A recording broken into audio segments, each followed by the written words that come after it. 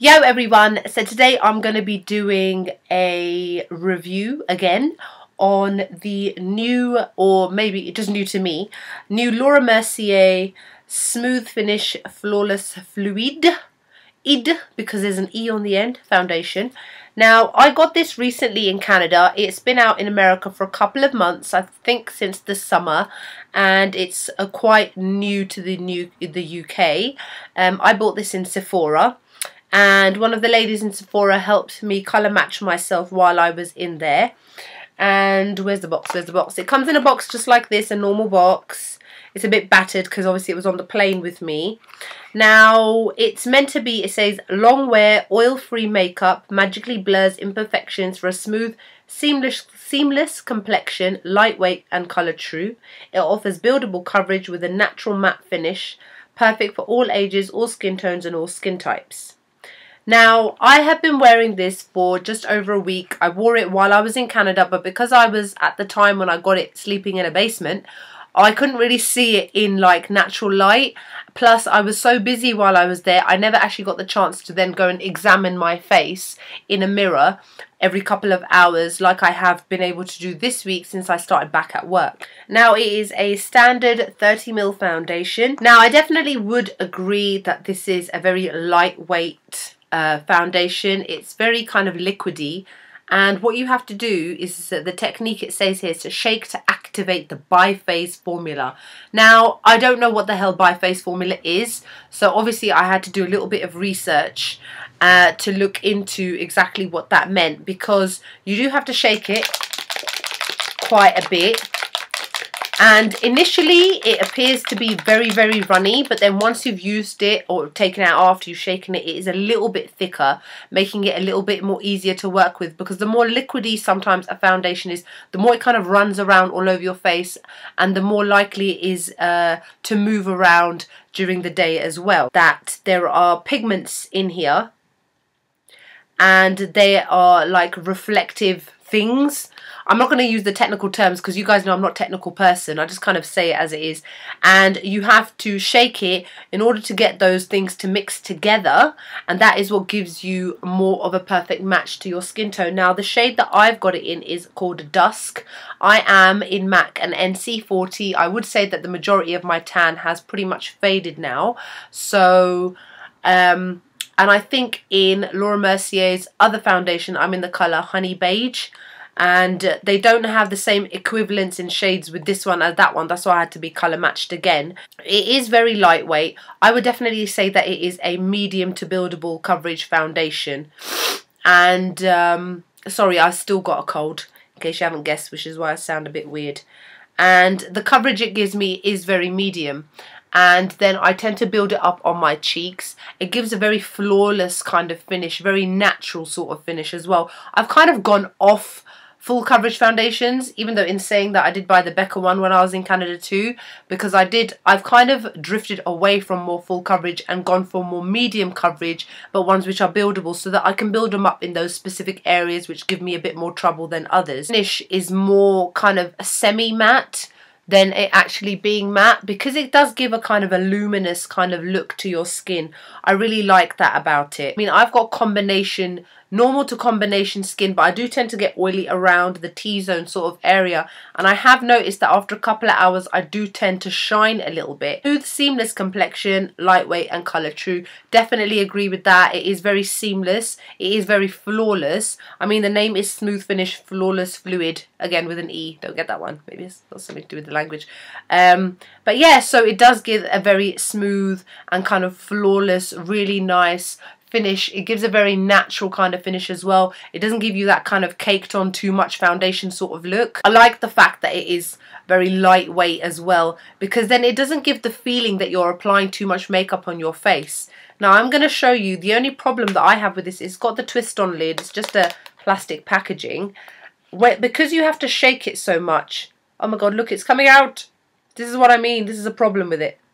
Ugh. This is the inside. And now this is the mess that you get from shaking it, which is very, very annoying. And in that respect, I feel that I will finish the foundation a lot more quickly. There you can see how kind of liquidy it is. It's got a bit of like movement to it, but because I've shaken it, it's come out a lot more thickly. Now I find that I do tend to use quite a bit more of this than I would other foundations because it is quite thin in texture. It's not too thick, and shaking it does make it a little bit thicker, but not that much thicker. So I do feel that I may finish this a lot sooner than I would have other foundations, which is a shame. I would definitely agree with the whole blurring imperfection sort of thing. I don't have the most perfect skin. I definitely have got lumps and bumps and all kinds of other things. I do wear a primer underneath it. I wear my Maybelline Baby Skin, which I've become like addicted to.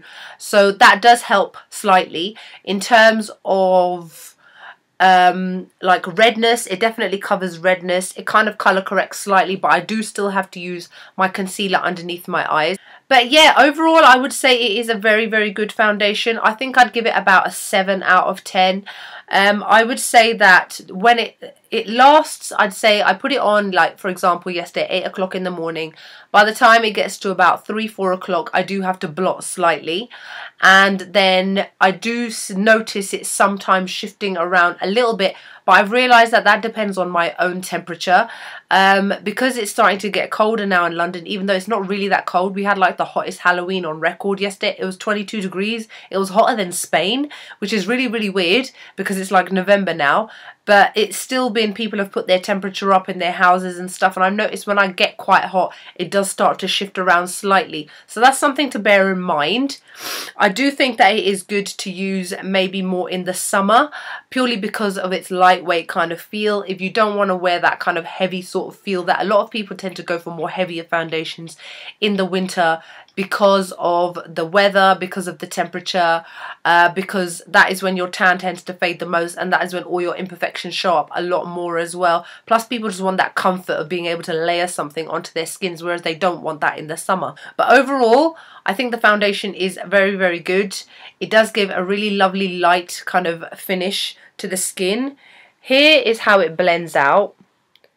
Now you can see that it is very, very liquidy, and it does move around quite a bit. It doesn't take too long to dry, but you are able to work with it quickly. But you can see how it shears out, which is why I think, personally, I will use this up quite quickly, because it shears out quite a bit. It doesn't give you that medium coverage effect immediately. You do have to build it up slightly. It does start off to more the light sort of end, in my opinion. But if you want to go for a more fuller coverage look, which, as I said, I kind of do, I go for a more medium buildable sort of look, then you would definitely like this. Here it is all sheared out, kind of. You can still see my beauty spot underneath, which I always show you guys. So that is how you can see in terms of the coverage itself. Personally, I really do like this foundation. I will continue to use it. I still think my other Laura Mercier one, which the review I will link below, I do find that a lot better. But generally, I think Laura Mercier foundations are all very, very good. The range of colours is huge. I think there's 20 odd colours. So more than likely, you will find your shade. It is on the higher end pricing scale. That is, again, something to bear in mind. It's like 30 something pounds. It does give you, after you've kind of put the foundation, a very kind of natural sort of glow. I know it's supposed to be matte, but I would still say it's kind of semi-matte. I do tend to powder it afterwards. You can choose not to if you prefer that slightly tackier feel, which I don't like. I like to wear powder because it sets everything in place and it kind of sorts out anything that the foundation didn't sort out to begin with. For example, if there are any streaks left over. But I do think the finish overall is very, very good. I would recommend this foundation. And I think that's it. If you've got any more questions about this foundation, feel free to let me know below. I will next be using my Becca foundation. It is the Ever Matte Shine Proof foundation, which I got when I was in Canada, so I'm going to use that this week, and then that will be my next review that I'll do the following weekend. I hope that you're all great, and I hope that you found this review useful and helpful if you were interested. And yeah, so that's it. See you later. Bye.